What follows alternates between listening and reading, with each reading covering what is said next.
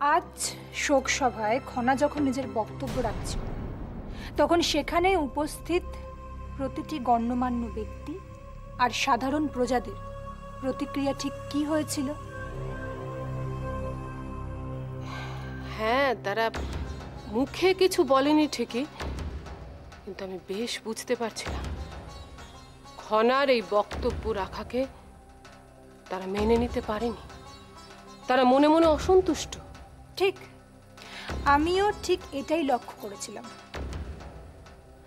আমি কিছুতেই বুঝতে পারছি না বোন, এতে আমাদের লাভ কোথায়? যথেষ্ট লাভ আছে দিদি। তুমি দেখো, এই নিয়ে অনেক কথা উঠবে, আর তাতে খনার ভাবমূর্তি যথেষ্ট ক্ষতিগ্রস্ত হবে। তার মানে তুমি বলতে চাইছো খনা নিজের প্যাচে নিজেই পড়েছে? প্যাচে পড়তো না যদি এটা শোক সভা না হয়ে কোনো আনন্দানুষ্ঠান হতো। বোন, এখন তাহলে আমাদের কি করণীয়?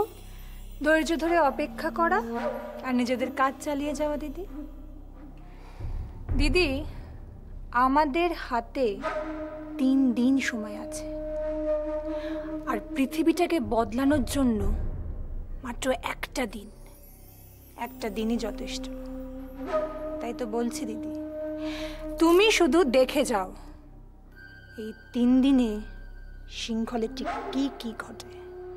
আর আমাদের আদরের রাজকুমারী খনা, তার কি মর্মান্তিক পরিণতি হয়।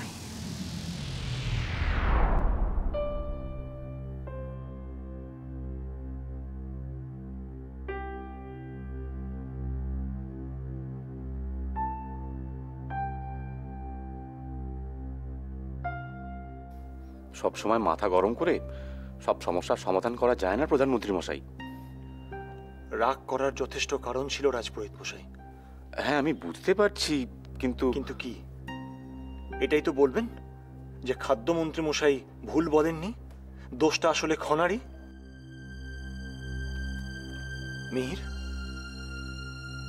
তুমিও তো শোকসভায় উপস্থিত ছিলে, তোমার কি মনে হয় খনা যেটা বলেছে সেটা ভুল, একেবারেই উচিত হয়নি ওর বলাটা? আসলে কি জানেন তো প্রধানমন্ত্রী মশাই, খনা মেয়ে তো, তাই হয়তো এত প্রশ্ন উঠছে। আমাদের সিংহলে তো যুগ যুগ ধরে মেয়েদের নিয়ম রীতি শৃঙ্খলায় আবদ্ধ রাখা হয়েছে। তাই যখন কোনো মেয়ে সাহস করে নিজের মতামত প্রকাশ করে, তখন কেউই সহ্য করতে পারে না। আপনি কথাটা একেবারেই ঠিক বলেছেন দেবী রেবতী, কিন্তু পুরনো নিয়ম রীতি আঁকড়ে ধরে বসে থাকলেই তো চলবে না। নারীদেরও তো সামনের সারিতে এগিয়ে আসার সুযোগ দিতে হবে, তবেই তো দেশ। রীতিনীতিগুলো পুরনো বলেই যে ভ্রান্ত, এ কথা আপনাকে কে বলেছে? দেখুন, এই রীতিনীতিগুলো যারা বানিয়েছেন তারা আমার আপনার মতো সাধারণ মানুষ নন। তারা দেশের ভালোর জন্যই। সমাজের কোন ভালোর কথা বলছেন আপনি রাজপুরোহিত মশাই? ঈশ্বর স্বয়ং যেখানে সকল মানুষকে সমান অধিকার দিয়েছে, তখন কেন আপনারা নিজে থেকে ভেদাভেদ সৃষ্টি করছেন? আমি কিছু সৃষ্টি করছি না প্রধানমন্ত্রী মশাই, আমি শুধু কিছু পুরনো ঐতিহ্যকে মেনে চলার চেষ্টা করছি। ঐতিহ্য? নারীকে অন্তঃপুরের অন্ধকারে বন্দী করে রাখাটা কি গৌরবময় ঐতিহ্যের মধ্যে পড়ে রাজপুরোহিত মশাই? এটা কাউকে বন্দি করে রাখার প্রশ্ন নয়, কথাটা হলো যার স্থান যেখানে, আর সেটা না মানার ফলে দেখলেন তো কি হলো আজ। খনা স্থান কাল পাত্র ভুলে যা নয় তাই বলে ফেললো, আর তাতে লোকে অসন্তুষ্টও হলো। আপনার এখনো মনে হচ্ছে খনা যা নয় তাই বলেছে? আশ্চর্য! আপনার কি একবারও মনে হচ্ছে না যে খনা দেশের হিতের জন্যই বলেছে? না দেখুন, আমার মনে হয় খনার সম্বন্ধে কোনো রকম বিরূপ মন্তব্য রাখাটা একান্তই অনুচিত। কি বলতে চাও তুমি? পিতা স্বয়ং আচার্যদেব যাকে সিংহলের ভাগ্যলক্ষ্মী বলে চিহ্নিত করেছেন, তখন তার অধিকার বা দক্ষতা নিয়ে প্রশ্ন তোলাটা কি উচিত হচ্ছে? মিহির, বড়দের কথার মধ্যে একদম কথা বলবে না তুমি। মিহির তো ভুল কিছু বলেনি। যে দেশের ভাগ্যলক্ষ্মী, তার নিজের মত প্রকাশ করার বা দেশবাসীকে পথ প্রদর্শন করার পূর্ণ স্বাধীনতা তো রয়েছে। কিন্তু শুনুন রাজপুরোহিত মশাই, খনার দিকে আঙুল তুলে খনাকে অবহেলা করাটা বোধহয় উচিত হচ্ছে না।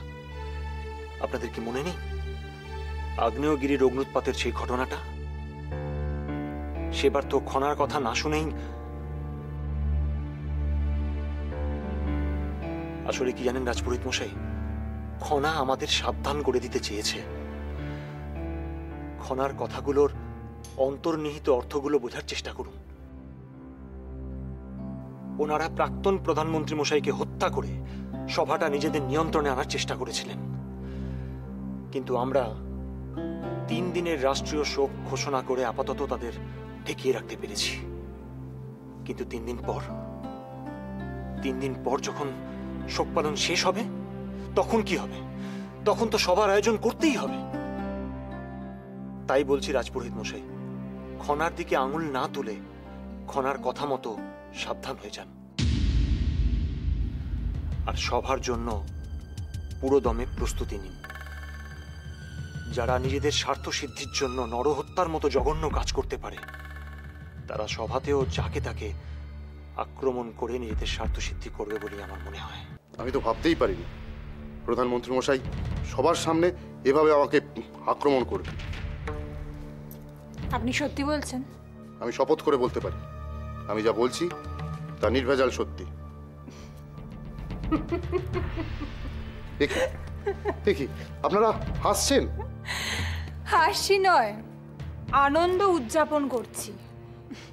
তার মানে?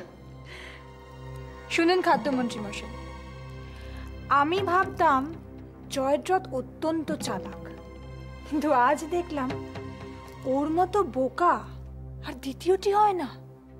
ও যে আজ সবার সামনে আপনাকে আক্রমণ করলো, সেটা করে কতখানি ভুল করেছে আপনি সেটা জানেন? জানি না, তবে একটু একটু অনুমান করতে পারছি। আপনি অনুমান করতে পারছেন, আর আমরা দিব্য দৃষ্টি দিয়ে ভবিষ্যৎ দেখে ফেলেছি, তাই না দিদি? নিশ্চয়ই। ভবিষ্যৎ? কি ভবিষ্যৎ? ওদের সর্বনাশ আর আমাদের। আমি তো কিছুই বুঝতে পারছি না, আমাকে একটু বুঝিয়ে বলুন না। আপনাকে বেশি কিছু বুঝতেও হবে না খাদ্যমন্ত্রী মশাই, শুধু একটা কাজ আপনাকে করতে হবে। আবার? আবার মানে? না কিছু না, বলুন কি করতে হবে। জয়দ্রথ আজ যেটা করলো সেটা যেন কেউ ভুলে না যায়, সেই ব্যবস্থাটা আপনাকে নিতে হবে। কিন্তু কি করে? আগুনের ধর্ম কি জানেন? যত বেশি আপনি ইন্ধন যোগাবেন তত দাউ দাউ করে চলবে। আপনাকে জনে জনে গিয়ে আপনার ক্ষোভের কথা জানাতে হবে, সবার সমর্থন পাওয়ার চেষ্টা করতে হবে, আর সবাইকে জয়দ্রথের বিরোধী করে তোলার চেষ্টাও আপনাকেই করতে হবে। ঠিক আছে, আমি আমি আজ থেকেই কাজ শুরু করে দিচ্ছি। আমি কিন্তু অনেক আশা নিয়ে আপনাকে দায়িত্বটা দিয়েছি খাদ্যমন্ত্রী মশাই। দেখবেন অভ্যর্থনা সবার আগে পর্যন্ত যেন ব্যাপারটা যথেষ্ট সজীব থাকে। চিন্তা করবেন না, আমি নিজে সব ব্যবস্থা করব। প্রণাম।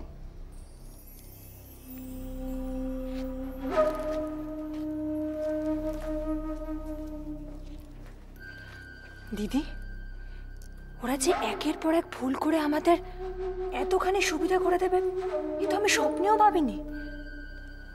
আমিও ভাবিনি, তবে আমাদেরও একটা বিষয়ে সতর্ক থাকতে হবে। কি? খনা। অভ্যর্থনা সভার আগে খনা যেন মাথা তুলে দাঁড়াতে না পারে। অভ্যর্থনা সভায় আমাদের সমস্ত কিছু পণ্ড করে দিতে পারে একমাত্র খনা। কি হলো বোন, কি ভাবছ? আচ্ছা দিদি, খনা সিংহলের ভাগ্যলক্ষ্মী, তাই না? হ্যাঁ, কেন কি হয়েছে তাতে? না, আমি ভাবছিলাম ওকে যদি অন্য কোনো দেশে পাঠিয়ে দেওয়া যায়, ও তো ভাগ্যলক্ষ্মী হিসেবে খ্যাত, তাই যে কেউ ওকে খুশি মনে অভ্যর্থনা জানাবে, তাই না? হ্যাঁ, অন্য দেশে পাঠিয়ে দেওয়া যায় খুশি মনে অভ্যর্থনা। আমি তো তোমার কথা কিছুই বুঝতে পারছি না।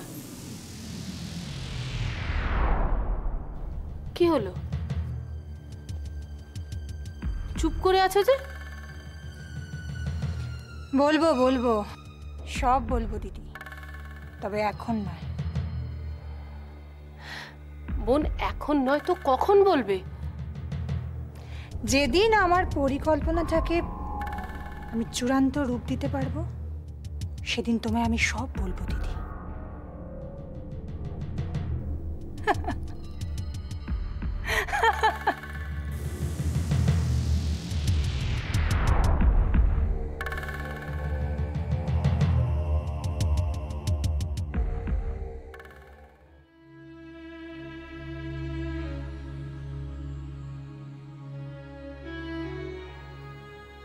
খনা,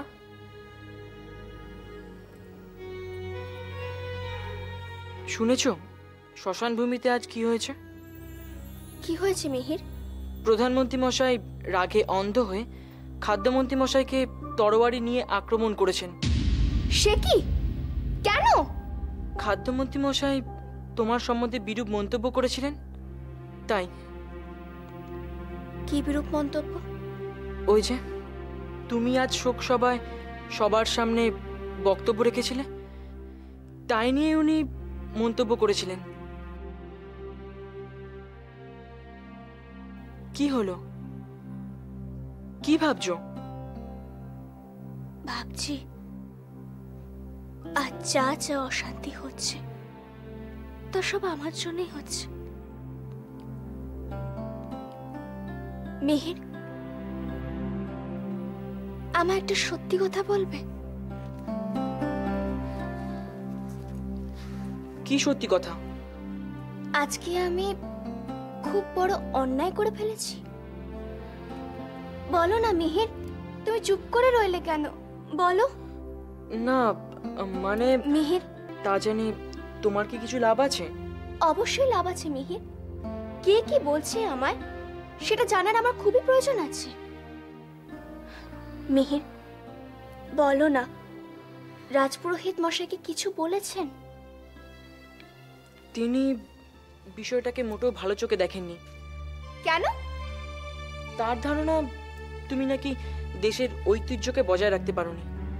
সমাজে যে সমস্ত রীতিনীতি চলছিল সেই নিয়মগুলো তুমি ভঙ্গ করে ফেলেছো। কেন মিহির?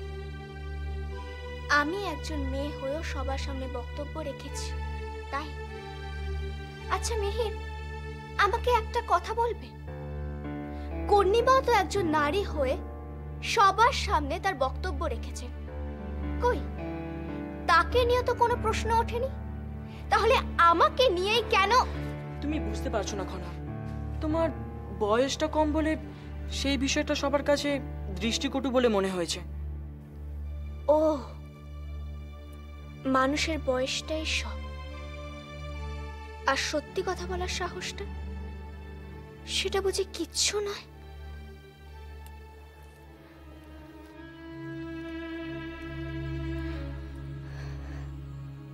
আচ্ছা মিহির, আমি তো ভালোর জন্যই সবার সামনে আমার মত প্রকাশ করেছিলাম, সেটা কেন কেউ বুঝলো না? কারণ আমাদের সমাজে বোঝার ক্ষমতাটা খুব কম মানুষেরই আছে। তারা আগেকার দিনের পুরনো ধ্যান ধারণাকে নিয়ে বাঁচতে ভালোবাসে, লিঙ্গভেদে বিশ্বাস করে, আর বয়স আর অভিজ্ঞতাকেই প্রাধান্য দেয়। আর চোখের সামনে অন্যায়কে দেখেও সেটা মুখ বুজে সহ্য করে নেয়, তাই না? বুঝেছি, সেজন্যই বোধহয় অপরাধীরা মাথা উঁচু করে ঘুরে বেড়ায়, আর সুযোগ পেলে নিরপরাধ মানুষদের দোষারোপ করে। এটাই মানুষের ধর্মখানা, আর তুমি তার জন্য একটুও ভেঙে পড়ো না। মানুষের জীবনে মূল সত্যটা কি সেটা বুঝে তোমায় রুখে দাঁড়াতে হবে, তাহলেই তো তুমি জীবন যুদ্ধে জয়ী হতে পারবে।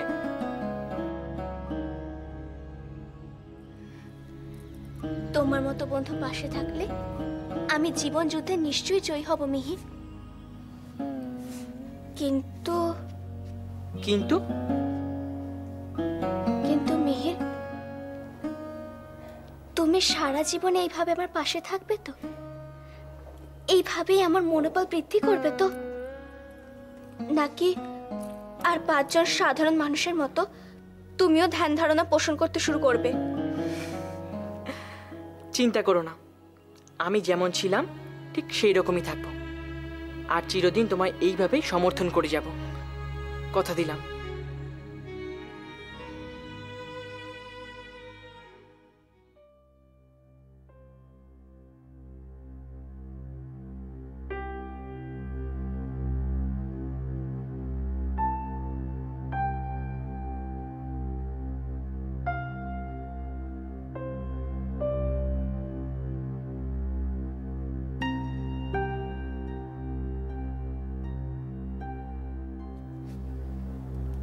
বলছিলাম, রাষ্ট্রীয় শোকের এই 3 দিনে মিহিরের যজ্ঞোপবীত ধারণ অনুষ্ঠানের প্রয়োজন নেই, তাই না?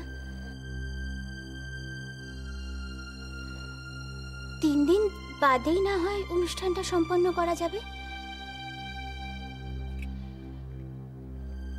আমার মনে হয় যথাসম্ভব অনাড়ম্বরভাবেই অনুষ্ঠানটা সম্পন্ন করা উচিত, তাই না?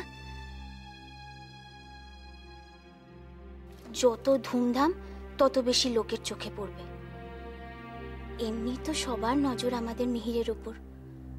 রাজকুমারীর এত ঘনিষ্ঠ বন্ধু বলে কথা, তাছাড়া রাজপরিবারের হিতেও সে যথেষ্ট ঝুঁকি নিয়েছে। আচ্ছা, ওনারা মিহিরকে নিজের শত্রু ভেবে ফেলবেন না তো? মানে ওর কোনো ক্ষতি করার চেষ্টা করবেন না তো? আমি না কিছুতেই বুঝতে পারছি না, জানেন? মানে কন্যা যে এত ভয়ঙ্কর মানুষ, কথাবার্তায় তো খুব সুমিষ্ট, ভেতরে ভেতরে যে। আচ্ছা, আপনি কোনো উত্তর দিচ্ছেন না কেন? বলুন না, কন্যা আসলে কেমন মানুষ? মানে ওনার দিক থেকে মিহিরের কোনো বিপদের আশঙ্কা নেই তো? কে কেমন কি করা উচিত তা আমাকে জিজ্ঞেস করছো কেন? ওমা, আপনাকে নয়তো কাকে জিজ্ঞেস করব? কেন? নিজেকে জিজ্ঞেস করো। আজকাল তো দেখছি তুমি সবকিছু বুঝে ফেলেছো। আচ্ছা, আপনি এইসব কথা বলছেন কেন? ঠিকই বলছি। এত কিছু ঘটনা ঘটে যাওয়ার পর তুমি জিজ্ঞেস করছো যে কন্যা কেমন? আশ্চর্য। দেখুন, কন্যিমার বিষয়ে আমি ভাবতে বাধ্য হচ্ছি, কারণ এই পুরো বিষয়টার সাথে মিহিরেরও একটা সম্পর্ক আছে। কন্যিমা যদি দেশের শত্রুই হন, তাহলে তো উনি মিহিরেরও ক্ষতি করার চেষ্টা করবেন। তাই জন্যই আমি বলেছি যে মিহিরের যজ্ঞোপবীত ধারণের অনুষ্ঠানটা যথাসম্ভব অনাড়ম্বরে সম্পন্ন হওয়া উচিত। সবই যখন বুঝে ফেলেছো, সবই যখন নিজের মতো করে স্থির করে নিয়েছো, তখন আমার কাছে দাঁড়িয়ে কেন সময় নষ্ট করছো? সিংহলে তো এখন আবার নারী স্বাধীনতার ঢেউ বইছে না? যাও, তাতে কি গা ভাসাও, তোমার যা খুশি তাই করো।